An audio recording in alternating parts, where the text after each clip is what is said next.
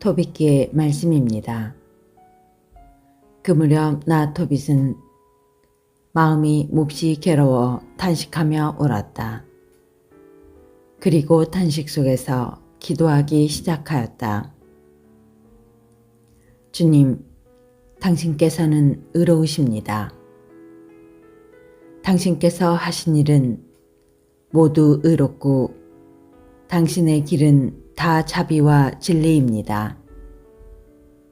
당신은 이 세상을 심판하시는 분이십니다. 이제 주님, 저를 기억하시고 저를 살펴보아 주소서. 저의 죄로 저와 제 조상들이 알지 못하고 저지른 잘못으로 저를 벌하지 마소서. 그들은 당신께 죄를 짓고 당신의 계명들을 따르지 않았습니다.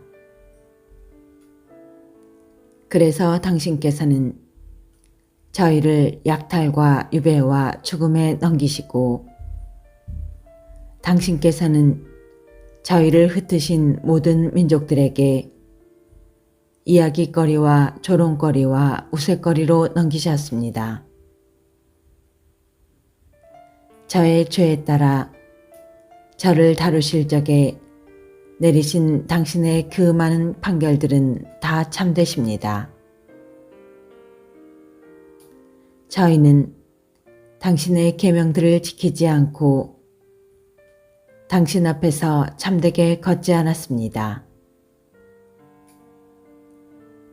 이제 당신께서 좋으실 대로 저를 다루시고 명령을 내리시어 제 목숨을 앗아가게 하소서.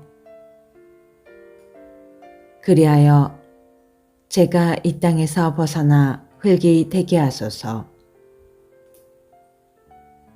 저에게는 사는 것보다 죽는 것이 낫습니다. 제가 당치 않은 모욕의 말을 들어야 하고 슬픔이 너무나 크기 때문입니다. 주님, 명령을 내리시어 제가 이 공궁에서 벗어나게 하소서. 제가 이곳에서 벗어나 영원한 곳으로 들게 하소서. 주님, 저에게서 당신의 얼굴을 돌리지 마소서. 살아서 많은 공궁을 겪고 모욕의 말을 듣는 것보다 죽는 것이 저에게는 더 낫습니다. 바로 그날 메디아의 엑바타나에 사는 라구엘의 딸 사라도 자기 아버지의 여종들 가운데 한 사람에게서 모욕하는 말을 듣게 되었다.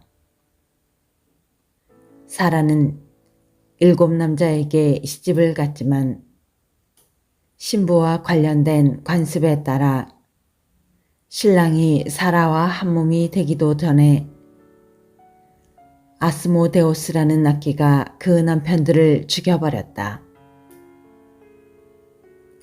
그래서 그 여종이 사라에게 이렇게 말하였던 것이다.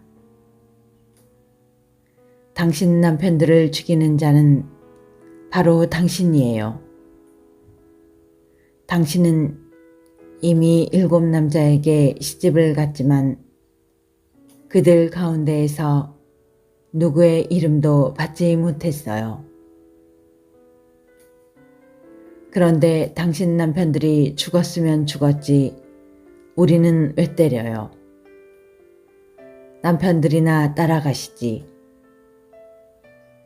그래야 우리가 당신의 아들이나 딸을 영영 보지 않게 되죠.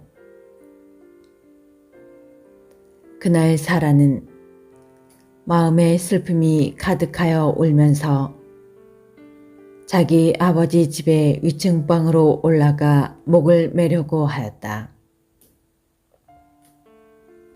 그러나 생각을 다시 하고서는 이렇게 혼잣말을 하였다.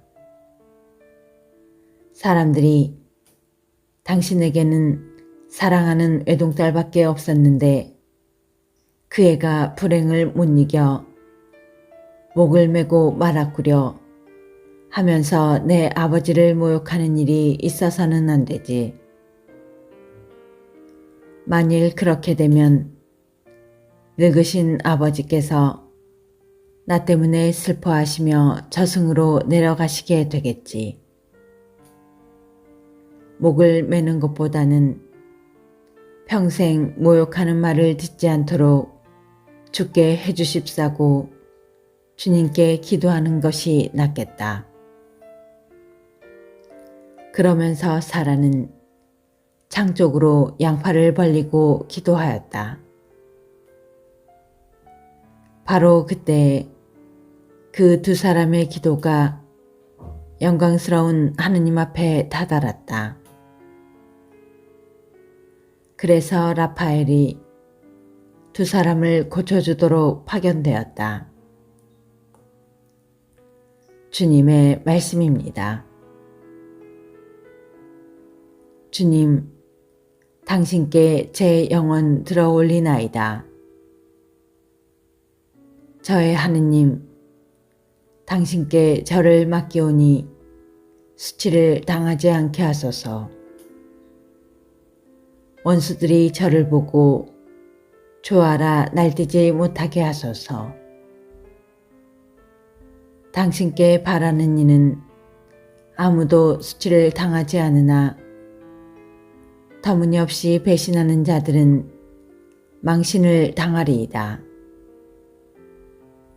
주님, 당신의 길을 알려주시고 당신의 행로를 가르쳐 주소서. 저를 가르치시어 당신 진리로 이끄소서. 당신은 제 구원의 하느님이시옵니다. 주님, 예로부터 베풀어 오신 당신의 자비와 자애 기억하소서. 주님, 당신의 자애에 따라 당신의 어지심으로 저를 기억하소서. 주님은 어질고 바르시니 죄인들에게도 길을 가르치신다. 가련하니 올바른 길 걷게 하시고 가난하니 당신 길 알게 하신다. 마르코가 전한 거룩한 복음입니다. 그때 부활이 없다고 주장하는 사두가이들이 예수님께 와서 물었다. 스승님, 모세는 어떤 사람의 형제가 자식 없이 아내만 두고 죽으면 그 사람이 죽은 이의 아내를 맞아들여 형제의 후사를 일으켜 주어야 한다고 저희를 위하여 기록해 놓았습니다. 그런데 7 형제가 있었습니다. 마지가 아내를 맞아들였는데 후사를 남기지 못하고 죽었습니다. 그래서 둘째가 그 여자를 맞아들였지만 후사를 두지 못한 채 죽었고 셋째도 그러하였습니다. 이렇게 7이 모두 후사를 남기지 못하였습니다. 맨 마지막으로 그 부인도 죽었습니다. 그러면 그들이 다시 살아나는 부활 때 그 여자는 그들 가운데 누구의 아내가 되겠습니까? 7이 다 그 여자를 아내로 맞아들였으니 말입니다. 예수님께서 그들에게 이르셨다. 너희가 성경도 모르고 하느님의 능력도 모르니까 그렇게 잘못 생각하는 것이 아니냐. 사람들이 죽은 이들 가운데에서 다시 살아날 때에는 장가드는 일도 시집가는 일도 없이 하늘에 있는 천사들과 같아진다. 그리고 죽은 이들이 되살아난다는 사실에 관해서는 모세의 책에 있는 떨기나무 대목에서 하느님께서 모세에게 어떻게 말씀하셨는지 읽어보지 않았느냐. 나는 아브라함의 하느님, 이삭의 하느님, 야곱의 하느님이다 하고 말씀하셨다. 그분께서는 죽은 이들의 하느님이 아니라 산 이들의 하느님이시다. 너희는 크게 잘못 생각하는 것이다. 주님의 말씀입니다. 그리스도님, 찬미합니다.